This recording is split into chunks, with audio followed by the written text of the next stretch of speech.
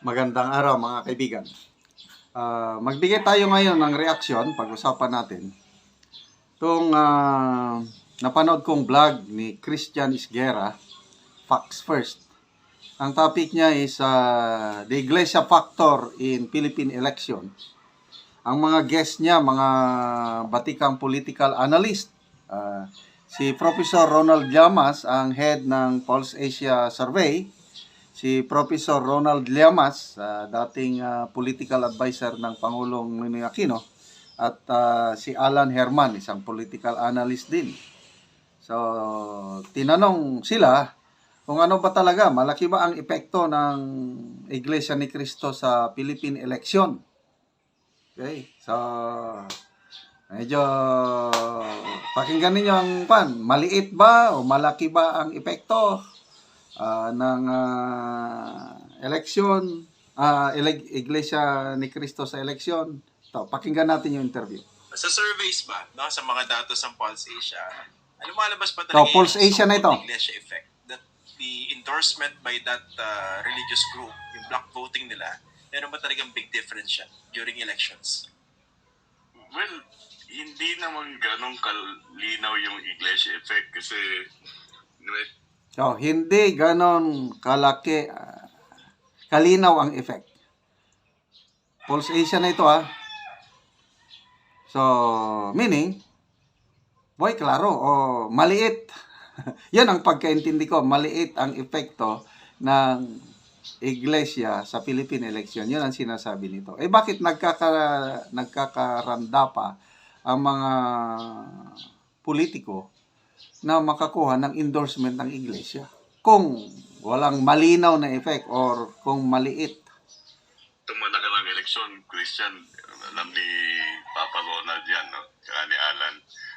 Normally, ini-endorso ng Iglesia, sino na rin yung nangunguna, no? Doon sa mga naunang mga survey. Kaya pag nakita natin, kahit doon sa mga naunang, parang sa mga naunang survey, lumalabas na yung mga pangalan na nangunguna sa pagkapangulo, vice-presidente o senador. Kaya pag tinanong mo yung Iglesia effect, parang sumusunod lang yung Iglesia doon sa natatakda ng survey. Meron ilan silang kinakargahan na hindi nangunguna sa survey. Pero so very clear lang Parang sumasakay lang ang Iglesia ni Cristo sa result ng survey. Yon ang payag ng Pulse Asia head. Anong masasabi nyo yan? So, kung sino yung nangunguna sa survey, yun na rin ang kanilang i-endorse. Siguro, dahil na rin yun sa pinangako nila, no? Pero kadalasan yung nasa top 10, at least, yun ang kanilang pinipiling i-endorse nila sa kanyang mga miyembro. So medyo yung mas malaki na yung probability na manalo to begin with. Yung in-endorse. Oo.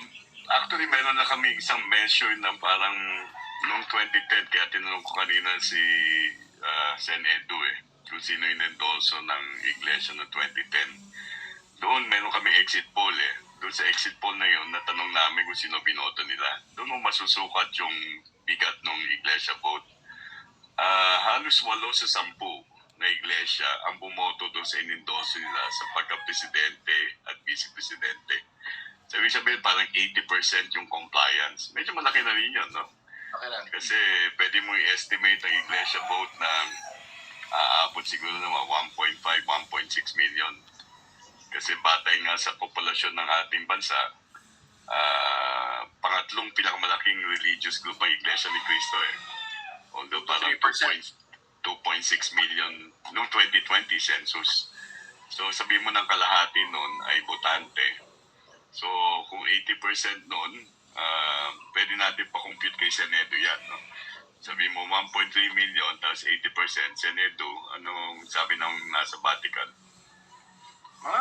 Approximately a little more than 1 million.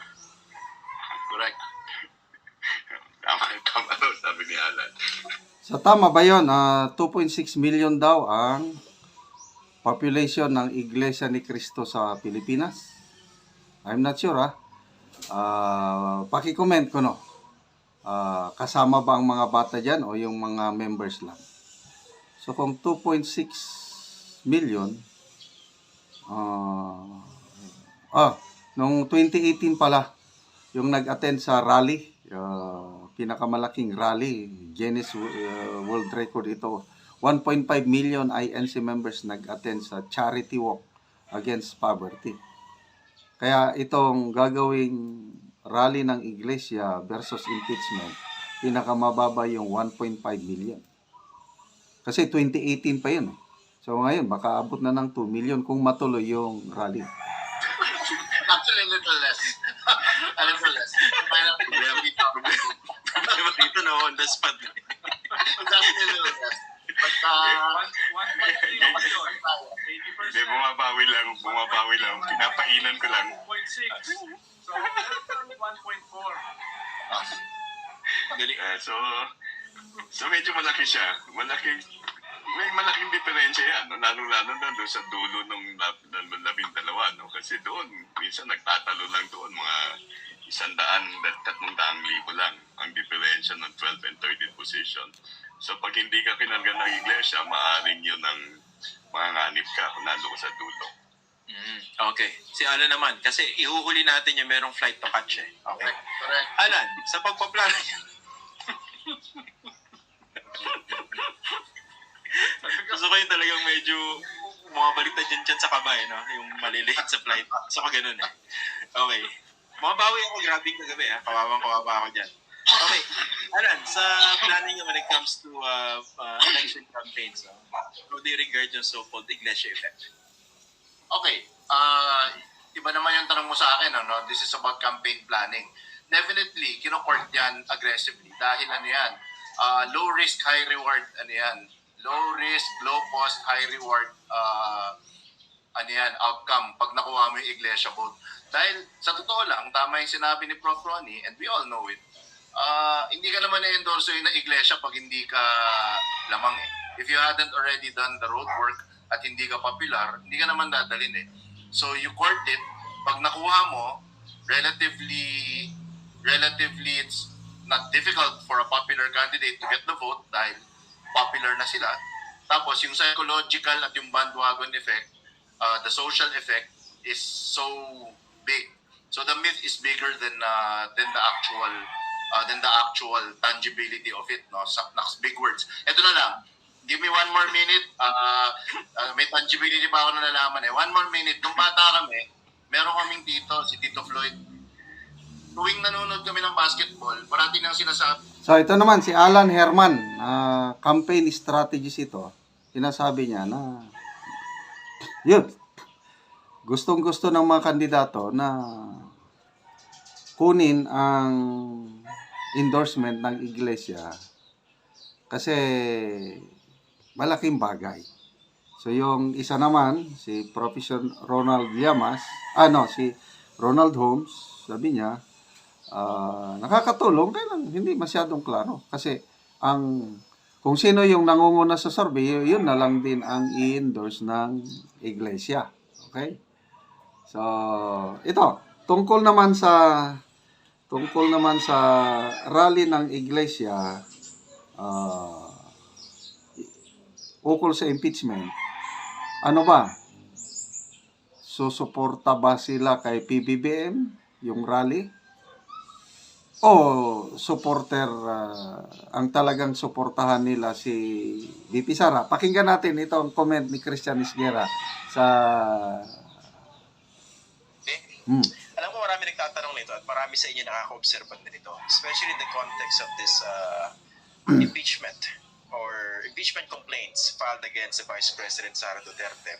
Di ba nagsalita po yung mga taga-Iglesia ni Cristo at sila po may kinakasa na nationwide rally in support of what the President said regarding asking Congress or the House not to proceed with the impeachment process dito kay Vice President Sara Duterte. Pero syempre, ultimately, yung rally na yun, hindi ko sure natuloy na, parang hindi pa. Kung matuloy man yun po ay pagsuporta kay Sara Duterte. Pero syempre, pinadaan nila doon sa sinabi ni Bongbong Marcos. Pero gusto ko pag-usapan dito, marami rin Okay, so very clear ha. yung rally ng iglesia, according to Christian Isguera, ang main purpose, pagsuporta kay BP Sara. Kaya lang, idinaan lang nila sa statement ni PBBM na huwag nang ituloy ang impeachment dahil it's a waste of time.